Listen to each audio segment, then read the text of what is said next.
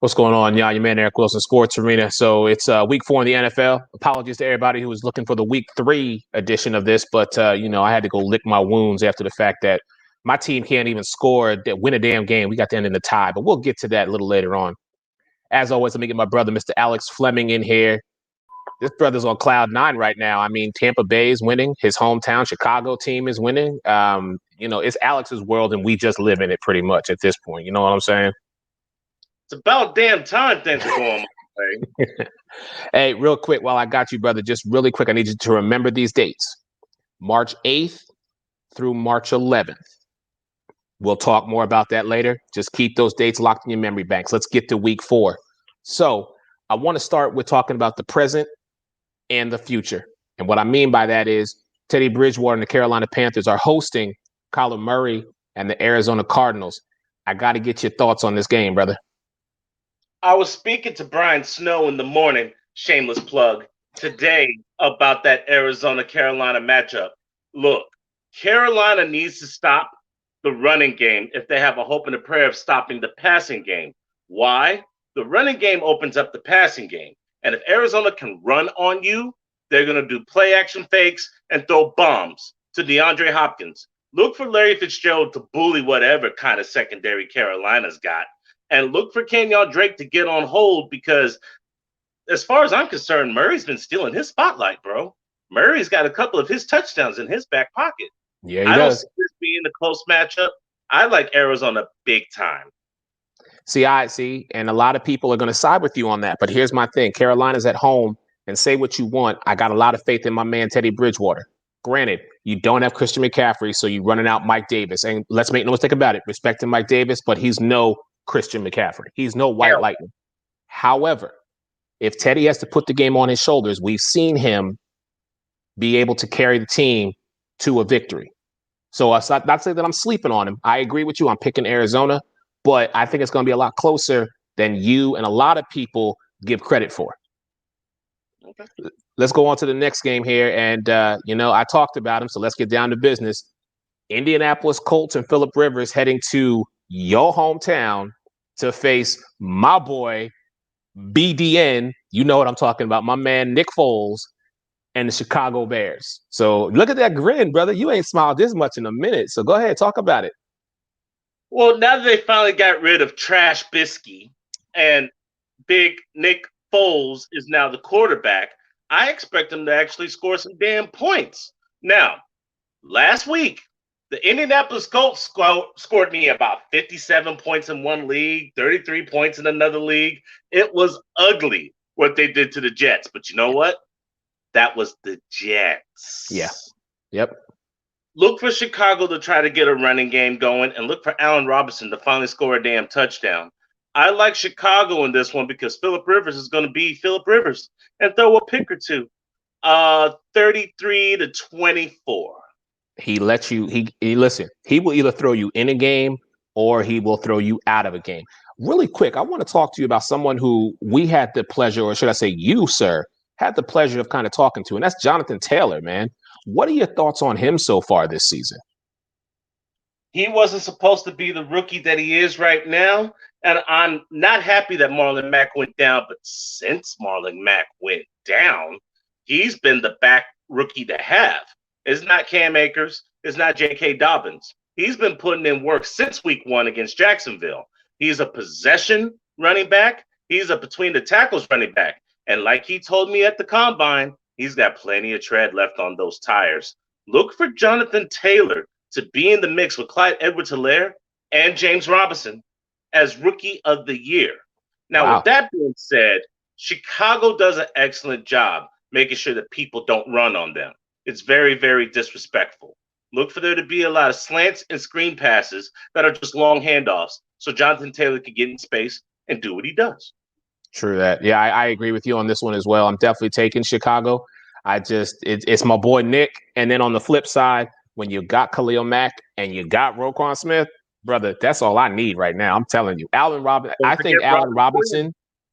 Yes, yeah, you're right about that too. You're right about Quinn. I think Allen Robinson, I got him for 2 touchdowns this Sunday. Ooh, 2. Okay. I do. All right, here's a game that we have to talk about, but in my opinion, I'm just going to go ahead and say it. Look, Joe Burrows is the number one draft pick, and he eventually will get his first win. But if Jacksonville wants any type of respect, not only in their division, they've got to beat the 0-2-1 Cincinnati Bengals. I'm taking Minshew Mania and saying they go into Cincy and get it done. You see, I might cover Jacksonville, but I'm not a Jacksonville homer. Here's why I'm going to pick Cincinnati. Ooh. Joe Burrow's starting to figure it out. AJ Green hasn't got a touchdown yet.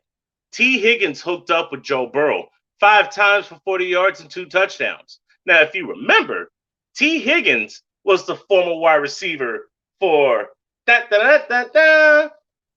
Sunshine. Yeah. Now, Joe Burrow is throwing the Sunshine's number 1 receiver, and he's feeling them. If you look at the wide receiver core between Tyler Boyd, AJ Green, and T. Higgins, and that awful Jacksonville secondary that's inexperienced, that's going to be the factor in this game. James Robinson's going to run crazy, especially on Cincinnati's front. They have no linebackers you can name, and that Cincinnati front 4, 2 of them are hurt, and 1 of them's playing injured. All right? So James Robinson is going to do his thing. But in a shootout, you got Minshew or you got Burrow. I'm going to take a flyer on Burrow. I got to go with the experience and say, again, I got to go with Minshew just because of the experience. Listen, anything is possible. It's 2020, as we know. Anything is possible. So, fair enough. Let's move on to the Cleveland-Dallas game. And, bruh, I'm going to tell you this right now. If it was any other quarterback aside from Baker Mayfield, I would take Cleveland in this game. And it pains me. It pains me to say this. But I have to be real about this, not only the NFC least division, but about this matchup. Bruh, I'm not picking Cleveland. I'll just say that. Should we have coined the phrase NFC least? Should we have coined that? Everybody and their grandmama should have. I mean, this is horrible. The fact that I'm in this division, I should have a paper bag over my head right now. But anyhow, go ahead. Cleveland is going to be able to run the ball. Dallas is going to be able to run the ball. The difference in this game, repertoire, experience, and who do you trust? Do you trust Baker Mayfield, who's got more commercials than W's? Or do you trust Dak Prescott, who's fighting for a contract that Jerry Jones doesn't want to give him, who leads the league in passing yards and leads the league in yards per catch? Yeah, that's Dak. By the way, Dak Prescott also has a couple of other numbers. He's the only quarterback to throw for 400 yards 3 straight games. Plenty of people have done it too. He's done it 3. So next time you talk about Dallas, try to throw some respect on their name. Dallas is going to win this game. I will put respect on Dak Prescott's name because this brother is showing why he is going to be one of the future Hall of Famer quarterbacks. I just cannot put respect on the team that he represents because it will not come out of my mouth. It just won't. But I will say in that matchup, Cleveland will not be the victor. I expect a huge day from Mr. $100 million 5-year man, Amari Cooper, because you better earn that money because you got a quarterback who's willing to sling it to you left and right. And hold on. I got to give props to one brother really quick. I did not take a flyer on him, but I will be taking a flyer on CeeDee Lamb. Ooh, I'm glad you mentioned him because he's my best kept secret for this game. Now, they have Denzel Ward and they have Greedy Williams. That's fair. That's all right. So if you put Denzel on the $100 million man and you put Greedy on Mr. Gallup, who got CDL? Yep. Who got CDL? And Cedric Wilson. I don't know why you ain't talking about your cousin. Cedric Wilson, the 4 wide receiver, was a distant cousin up against Seattle last week. So you know what? I got CeeDee Lamb in a breakout game, and Cedric Wilson, your cousin, probably getting a cheap touchdown. All right. So this next matchup is really intriguing to me, and here's why. One team I expected to be 1-2. Another team I was not expecting them to be 1-2. You got New Orleans heading to the Motor City to face the Lions. Now, this to me is a no-brainer, but I think some people might consider this to be a bit of a trap game. I still like Drew Brees. We all know how I feel about Matthew Stafford. Next to Kirk Cousins, them two are about the same equally distant walking pieces of mediocrity that exist in the NFL at the quarterback position. Okay? I don't like either one of them. You pay them all this money, and they do not produce. So I'm going with Drew Brees. I'm going with Kamara. I'm going with them Jenkins boys on defense and saying that the Saints go 2-2 and get it done. But Matt Patricia, oh, your time about to be up, brother. Upset alert. Upset alert. We've seen how bad Drew Brees has been without Michael Thomas. We really, truly have. And Michael Thomas will not be playing in the game on Sunday. Now, as much as I don't like Chuck E. Cheese, they surprised the world and beat an Arizona Cardinals team. That was payback from last year whenever Arizona came back and tied that game instead of just taking the L. You remember that? That was Kyler Murray's first game. I remember it quite well. Oh, I do too. It seems like Matt Patricia has finally figured out how to use his running game between Carry-On all day and Mr. Swift. Oh, and Kenny Galladay is the wide receiver that doesn't get the respect he deserves. He really, really doesn't. Southside Chicago, where you at? Marvin Jones, he's the Robin. That's okay. But look for TJ Hawkinson to be the difference maker. I don't see a linebacker. I don't see a linebacker in the New Orleans Saints that can actually cover him. Joe Bocci is a rookie. Zach Bond is undersized, and Demario Davis is a Mike. Usually leave that assignment to a Sam or a Will. Exploit the middle of the field. For some odd reason, my spidey senses are tingling. I got Detroit. So let me ask you a question, referring over to your former show that needs to come back, brother, Fantasy and Flavors. Do you put TJ Hawkinson in as your primary tight end, or do you slide him in at the flex position with this matchup? Flex. Okay. All right. So 2 0-3 teams are next. And I'm just saying this. On one hand, I want to see Dalvin Cook do well. On the other hand, I want to see Deshaun Watson do well. I'm not a fan of Kirk Cousins. I've already said that. And Bill O'Brien needs to get the hell out of Dodge. But I'm torn in this matchup because, I mean, I can't trust that Bill O'Brien's going to make the right play calls for Houston to be successful. On the flip side, I can't trust Kirk Cousins to get the job done when this man has been just god awful the first 3 weeks of the season. So please help me. Help me. All right, let me break it down. Please. I like Mike Zimmer a hell of a lot more than I like Bill O'Brien. But you know what Bill O'Brien does well? He has a game plan that, if implemented, usually works out unless you're playing KC. Now, they're both 0-3. The loser of this game really has to worry about getting fired. So I want both teams to lose, but we both know that's not going to happen. In a quarterback battle, who do you trust, Kirk Cousins or Deshaun Watson? Deshaun Watson. Who's got the better running game? Minnesota. Dalvin Cook, Alexander Madison. Who's got the better tight ends? Irv Smith, Kyle Rudolph. Who's got the better receivers?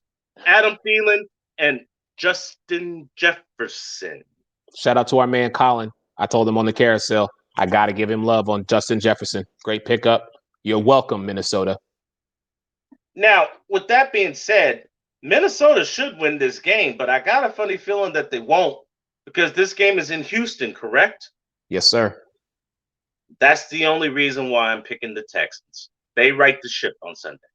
All right. Well, I'm riding with you on that one just because I can't make up my mind. It's like flip a coin. You broke it down, but for me, I'm just like I can't. I'm going with Houston. But Bill O'Brien, please understand. If you think all of Houston wants your butt out of Houston, lose this game on Sunday. They'll have your bags packed at the door waiting on you. Yo, your man Eric Wilson, Alex Fleming, Sports Arena here. So let's go on to a game that, listen, I love my man Jerry Vistola, huge Miami Dolphins fan, but Seattle coming to town, bro. Now that's my cousin right there. Dangerous. That's my cousin. Him, Tyler Lockett, DK gonna make up for that mistake he made this past Sunday. That ain't gonna happen ever again. He's forgiven. But he gonna go out there and show people that was just a one-time error. I got Seattle all day in this one. For some odd reason, that reminded me of Leon Lett. Just walking it into end zone, thinking nobody behind you. You got to think the film room was probably hilarious. Oh, you know it was. But they won the game, so they brushed it off. They're like, okay, no more of that nonsense. Uh, in every way, shape, and form, Seattle wins this matchup. However, watch for Myles Gaskin. He's the running back you want in Miami, and look for there to be a lot of garbage time for him to collect some fantasy points. All right, fair enough. So, okay, this next matchup, I mean, the quarterback on one side, the first time the quarterback on the other side played, this rookie was 3 years old. And Okay. now he has to go into Raymond James to face the GOAT, the 6-time Super Bowl champion Tom Brady, who is now with Tampa Bay Buccaneers. Justin Herbert, I think is good. I think the spotlight is a little too bright for him with this game. What do you think? I think there's too many mouths to feed on that Tampa Bay offense. I really, truly do believe that without Leonard Fournette and without Chris Godwin, that Tampa will have absolutely no issues getting rid of the Los Angeles Chargers. Yes, Florida Sun Review. Check out some of my work. Eric Wilson. Always give him publications. Yahoo Sports, so on and so forth. But that's just a shameless plug.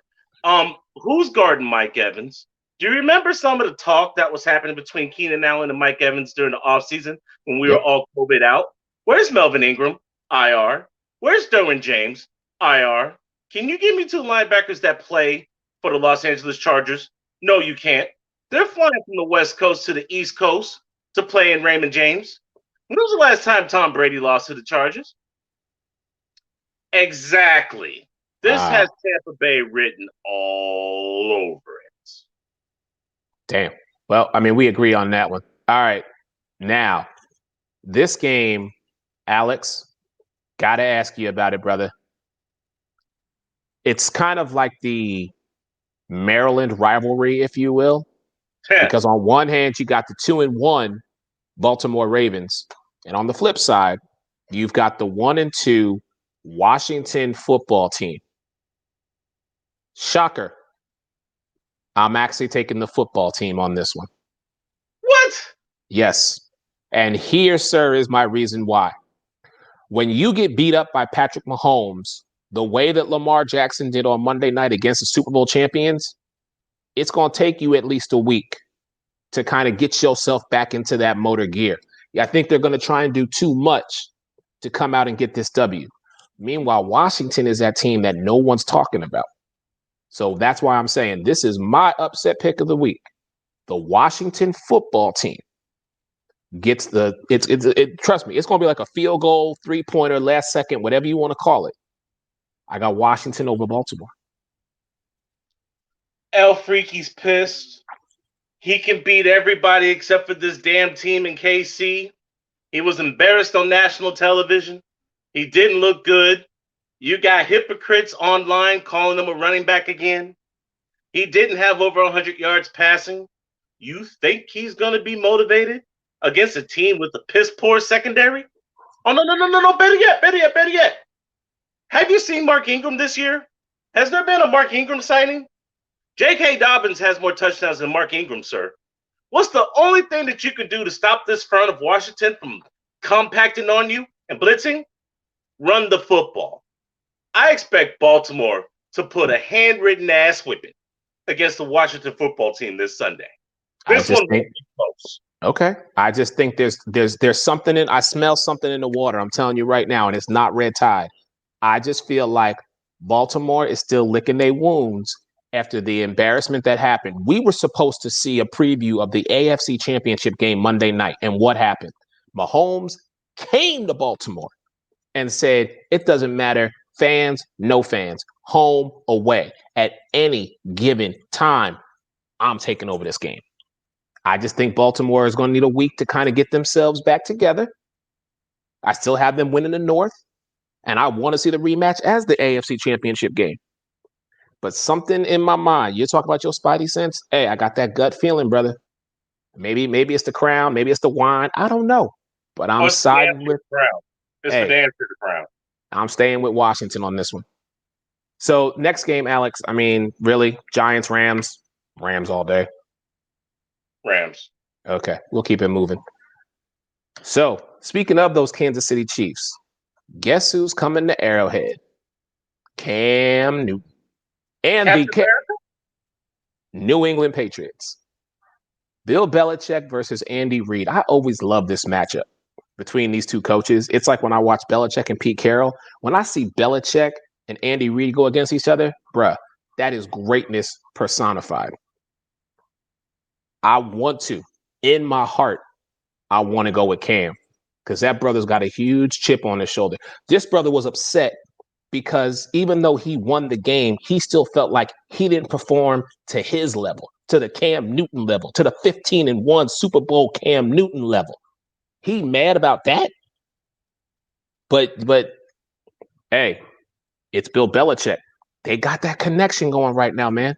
But I'm still going to side with the Chiefs on this one because, like I just said, at any given moment, Mahomes, human cheat code, Super Bowl champion, MVP, got the bag, bruh. I ain't sleeping on him. Chiefs. Okay, Captain America felt disrespected because he won the game last week, but he didn't have a good stat line. Fantasy point wise, he only scored 10 points. Probably one of the worst games he's had in a very long time since he was wearing the Carolina uniform. You know who he got back? James White. You know James White's a little bit upset losing his father and almost losing his mom. You know who else they got back? N'Keal Harry. He's built a rapport with Cam Newton. Upset special. New England goes to Kansas City and gives them their first down. Oh, Wow. Bill Belichick knows how to play against Andy Reid. It's no secret. They've met quite a few times. And Bill Belichick has come out as daddy. What makes you think that Bill Belichick doesn't have something up his sleeve against Andy Reid? It's not just quarterbacks, it's coaches. Kansas City may have the better quarterback, but Cam's no slouch. And he's a hell of a lot more mobile than Tom Brady. You still got Stephon Gilmore, and you still have a decent defense in New England.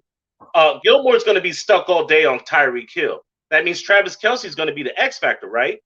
Look for James White, N'Keal Harry, and Demir Bird to be difference makers for the New England Patriots. Captain America gets the W. All right. Let's keep it going here, man. All right. Buffalo at the Raiders. Hey, I said it Thursday on the carousel. Who got Diggs? Buffalo. Buffalo.